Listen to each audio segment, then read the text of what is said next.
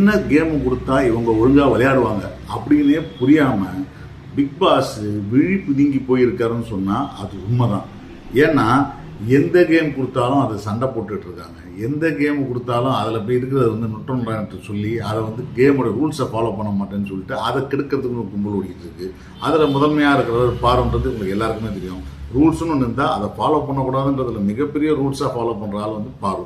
So அப்படியான டீமுக்கு இவனுக்கு என்னதான் ஜாலியாக ஒரு கேமை கொடுக்கலாம் அப்படின்னு சொல்லி யோசிக்கும் போது, சரிடா நீங்கள் டெய்லி காலையில் எழுந்தோன்னு வேலை செய்கிறீங்க இல்லையா, அந்த வேலையே ஒரு டாஸ்க்காக வச்சுருவோம், அதையாவது நீங்கள் ஒழுங்காக பண்ணுறீங்களா இல்லையான்னு பார்ப்போம்னு சொல்லிட்டு நம்ம பிக் பாஸ் நீங்கள் வேலை செய்கிறதாண்டா டாஸ்க்கு, அதில் நீங்கள் ஜாலியாக என்டர்டைன்மெண்ட் பண்ணணும், அவங்க கேட்கறதெல்லாம் சமைச்சு கொடுக்கணும், இந்த சைடெலாம் வாயில் ஊட்டணும், அந்த மாதிரி பயங்கரமான ஃபன்னியான விஷயமாகவும் உங்கள் திறமைகள்லாம் நீங்கள் காட்டி எப்படியாவது அவங்க சிரிக்க வைக்கிறது, சந்தோஷமாக வைக்கிறது தான் வைக்கணுன்ற மாதிரி ஒரு கேமை செட் பண்ணிட்டாரு.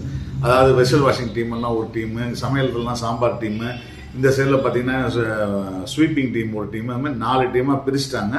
இந்த 4 டீம் அவங்கவுங்களுக்கு ஆஸ் யூஷுவல் ரெட் கார்பெட் போட்டு நடக்க வருது. அதுவும் பாத்ரூம் வாசல்லையே போயிட்டு பாத்ரூம் போகணுன்னா அப்படியே அலாக்கா தூக்கிட்டு போய் பாத்ரூமில் விட்டுட்டு பாத்ரூமுக்கு வெளியிலேருந்து பாட்டெல்லாம் பாடி அவங்களை கொண்டாட்டமாக வைக்கணுன்ற மாதிரி விஷயம்லாம் வச்சு கொஞ்சம் அபத்தமாக இருந்தாலும் எதனா ஒரு விஷயத்த பேச வச்சு பாட வச்சு ஏதாவது பண்ணிடலான்ற ஆசையில் இவர் எதாவது பண்ணிகிட்டு இருக்க.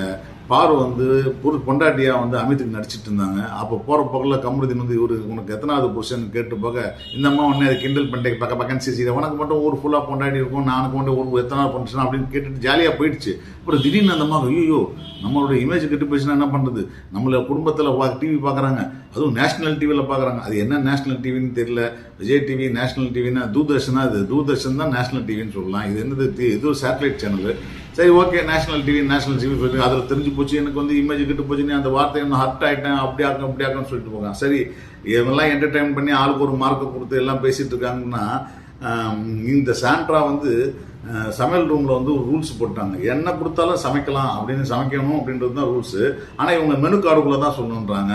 இதுக்கப்புறம் பார்த்தீங்கன்னா ஒரே இம்சையாக சண்டை, திருப்பி இவங்களுக்குள்ள அதே பேச்சு, இப்படியான விஷயமே ஓடிட்டு இருக்கே தவிர இந்த கேமோட ரூல்ஸை ஃபாலோ பண்ணுறது யாருமே கிடையாது. அதில் இது புதுசாக சேர்ந்துருக்கிற யாருன்னு பார்த்தீங்கன்னா நம்ம சாண்ட்ரா தான். ஏன்னா சாண்ட்ராவும் கிட்டத்தட்ட பாரு மாதிரியே கிட்டத்தட்ட வேற ஒரு ரேஞ்சுக்கு ஆகிட்டு இருக்காங்க.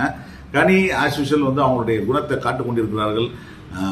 பாவம் நம்ம விக்கில்ஸ் ஏதோ ப்ரோக்ராம் பண்ணுறேன்னு சொல்ல எல்லாரும் கேளுங்க எல்லாரும் பாருங்கன்னு சொன்னால் நான் எதுக்கு பார்க்கணும், நான் டாஸ்கில் இருக்கேன்னு சொல்லிட்டு ஒரு நம்ம திவ்யா கும்பல் அப்படியே கிளம்பி போக, அது பின்னாடி இன்னொரு கும்பல் போக, இவன் ப்ளீஸ்ன்னு கேட்க, ப்ளீஸ்ன்னு ஒரு கலைஞன் கெஞ்சக்கூடாதான்னு சொல்லிட்டு வினோத் திட்ட, இப்படி ஒரே கலையபுரமாக போச்சு.